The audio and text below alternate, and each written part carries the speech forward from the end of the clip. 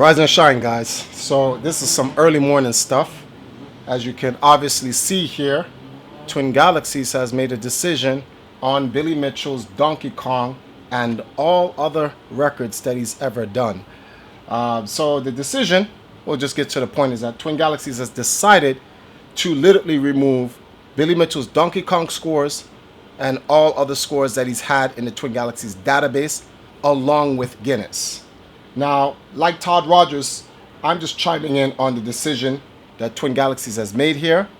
Although I respect the decision that they made, this one, more so than Todd, and Billy has nothing to do with my team, I really disagree with. And I'm going to go over the reasons why. So, here's the thing. I'm going to read some of the statements that they made in this entire article, and I'm going to leave a link to it in the description where you can actually read the entire article for yourself. And you can actually see what is it that they actually say about Billy Mitchell and his dispute. So we'll start here. It says, after many months of research, the Twin Galaxies administration has determined the dispute made by Jeremy Young to be accepted. Alongside this, all of Billy Mitchell's scores have been removed from the Twin Galaxies leaderboard. They go through a preface about how, what the dispute was about regarding his 1,062,000 point score and what was provided to them as the initial dispute, where there was a guy, his name is Robert Childs. There's a video of him swapping out PCB boards of the Donkey Kong to Donkey Kong Jr. to reenact Billy Mitchell actually getting the score. This request was by Robert Childs to Billy as a friend because he got there late when Billy had gotten the score, and he asked Billy, could he reenact that part where they're swapping out the boards and the whole stuff for his YouTube channel. This has nothing to do with Billy's YouTube channel because Billy doesn't have a YouTube. In any event, based on what is being stated is that Billy Mitchell actually used that video to substantiate his score or have it adjudicated, when that's not the case. The case is his score was refereed. And even without that, it already was stated by Robert Childs that he did that for the purpose of having it on his YouTube so he can get some credit from the YouTube clout. You know how vloggers are. We'll reenact a scene or something like that we do it to give you the effect of what actually happened. It happened, but we weren't able to get the actual thing when it happened in real time at that time, so we have to reenact it, add in the bells and whistles. Well, Robert Childs did that, but that's being used against Billy. Okay, that's fine. So here we have where it says, this is the official statement from Twin Galaxies. On February 2nd, 2018, Twin Galaxies member Jeremy Young filed a dispute claim assertion against the validity of Billy Mitchell's historical and current original arcade Donkey Kong score performance of 1,047,000, 1,050,000, and 1,062,000 based on various locations and instances such as the Donkey Kong tape, the Mortgage Breakers event, and then the Boomers event, right? On a technical basis of a demonstrated impossibility of original unmodified Donkey Kong arcade hardware to produce specific board transition images shown in the videotape recordings of the adjudicated performance. Long story short, based on the dispute, the board that Billy used is not according to the dispute and their findings, is not an official Donkey Kong PCB board. Let me give you an example of what this is like. You guys ever watch the movie The King of Kong? Think of the whole thing like, what's this guy's name? Steve Weeby's situation. He wanted to go after the record. He found a guy named Roy Schultz. He asked the guy, Roy Schultz, can he help him get a Donkey Kong set up? Roy Schultz sends him a Donkey Kong board. He uses the Donkey Kong board, he puts it in his machine, he plays it.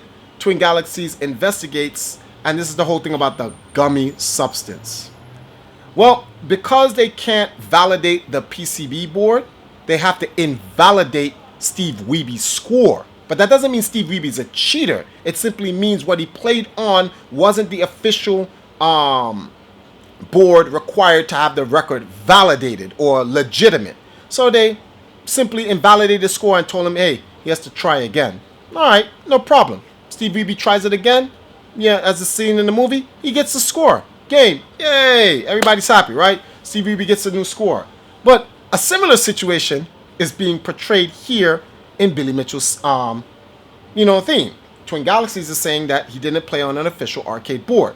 That's the decision that they've reached. That's what they've come to based on scientific analysis and research. Okay, fine. But let's take a look at something. I'm going to pause that right there. We'll get back to that.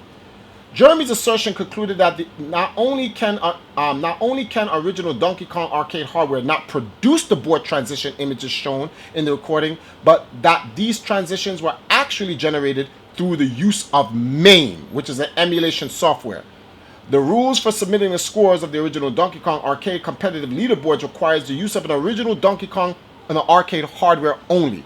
The use of MAME or any other emulation software for submission to these leaderboards is strictly forbidden. Twin Galaxies, you should have also added hardware as well. That's just me helping you out with your decision here. The emulated software or hardware, because there are bootleg Donkey Kong boards, multi-cade boards with the 3-in-1 Donkey Kong, the 2-in-1 Donkey Kong, those 60-in-1 arcade MAME, whatever stuff. There are boards that have these boards, not MAME software. It's not like a computer. Physical boards. They have these things out there. And I would assume Twin Galaxies also means hardware as well. And if they didn't put that in there, I'll put that in there for you. But watch this. Jeremy Young provided his dispute evidence to be disputed thread for both public and Twin Galaxies scrutiny and review. Twin Galaxies has meticulously tested and investigated the dispute case assertions as well as a number of relevant contingent factors such as veracity and the actual video performance that the dispute claim assertions rely upon. In addition to Twin Galaxies' own investigation in the dispute case assertion, as at least two different third parties conducted their own explorations and came to identical conclusions. Most notably, the third party, Carlos Pinera, the guy who was trying to find out what went wrong with Billy's game as to why it appeared to be like MAME, stated that Billy he helped Billy Mitchell engage to examine the dispute case claims on his behalf, utilizing whatever original equipment Billy could provide. Those final findings was consistent with Twin Galaxies' investigation and others. Additionally, during the evidence gathered period of the dispute, numerous experts, hobbyists, and casual observers participated and contributed in the investigation. So they go, here's our specific findings. These are the specific findings that Twin Galaxies said. The tape Donkey Kong performance of the 1,000,047, which is the King of Kong tape, the 1,050,050, which is the breaker score, and historically used by Twin Galaxies to substantiate those scores and place them in the database, were not produced by direct feed output of an original unmodified Donkey Kong arcade PCB. The 1,062,000 at Boomer's Donkey Kong score performance doesn't have enough body of evidence, a body of direct evidence for Twin Galaxies to feel comfortable to make a definitive determination at the time. So they're ruling out the original initial 1062 score because they don't have enough data on it. So they're going to use the 1047 and the 1050 to make a decision on all the scores. All right, that's fine. The 1047 and 1050 scores performance videos have been in their possession, and based on their determinations, and are basing our determinations on, are in fact the performances that were used by previous Twin Galaxies administration to as justification for those scores that have been entered into the database, and for Twin Galaxies, and attribute those specific accomplishments to Billy Mitchell. We have several different and unique sources of these performances and access to private historical Twin Galaxies referee email distribution recordings showing where the sources acquired their copies and what the purpose was. Our significant note is that that it is very straightforward for anyone to check the authenticity of the 1,047 performance tapes by cross-referencing it with the digital captive video of the performance that has been posted in the dispute thread with the very public King of Kong video game, movie gameplay footage of the DVD extras. Now, this is the most telling. While we know for certain that an unmodified original Donkey Kong arcade PCB did not output the displays seen in the videotape scores performance, we cannot definitively conclude that it was that what is on the tape is main. Let me repeat it one more time. We cannot definitively conclude that what is on the tapes is main. They can prove that it's not an official arcade board because based on their findings, they're saying an arcade board doesn't generate those transitions, etc., etc. So they know it's not an official arcade board, but they cannot conclude definitively that it is main. So, and that makes sense because it could be an emulated hardware bootleg boards. That's what we call them. You ever played Street Fighter 2 and then they have the bootleg Street Fighter board and Ryu's throwing like 20 fireballs on the screen and stuff like that, and Zangief does a spinning pile drive and it passes through the screen? Those are bootleg boards. People can hack those boards and give you different results and so forth. So it could be that Billy was playing on a bootleg board. That's very possible. I don't even rule that out. This is why I say I like to see what they find out or whatever. But with that said, my question to you guys is this. Steve Wiebe played on an invalid board. They invalidated the score. He gets to play again. Billy played on an invalid board. That's the conclusion that they came up with. The board is invalid. Okay, strip his Donkey Kong scores. He'll have to do it again. No, that's not what happened. This is what happened. Billy Mitchell only has like 6 arcade scores. That's it. I think it's like Burger Time, Centipede, Pac-Man, Miss Pac-Man, Donkey Kong. Yeah, I think that's about it, right? And you can just go check. None of the scores of those games I mentioned, he did in any modern time. They were done in a time before MAME even existed. And they were done at a live event with Twin Galaxies refs. Okay, so those scores should be legitimate. Like the Todd Rogers case that they made, Jace Hall stated that the reason why Todd had all of his scores removed because he inputted his own scores and they can't determine which one of those scores are real and what's not. And there's too many scores to go over to determine, and they have to go through and look through all of them, and which required, it was just too much. So they just removed all of his scores. All right, that kind of makes sense. But in Billy's case, there's only like 5 or 6 records he have, and they're all arcade. And they were done in arcade in a time when MAME didn't exist and validated by Twin Galaxies refs. So if he played on a invalid board and they can't definitively conclude that it's MAME, why wipe out all of his records? They even went on to say that they contacted Guinness and had his records from Guinness removed. His perfect Pac-Man score was done. He got a record from JAMA in Japan, Japanese arcade something, from the president of Namco at the time, who's now passed away, right? That gave him the award, Game of the Century. There's a couple of you YouTube guys out there saying that, oh, he claimed himself to be Gamer of the Century. Nope. The president of Namco gave him that award because not only did he make the perfect Pac-Man score in America, he went to Japan and did it there in Japan, and they gave him that award for that. By Namco. Not by Guinness, not by Twin Galaxies, by Namco, right?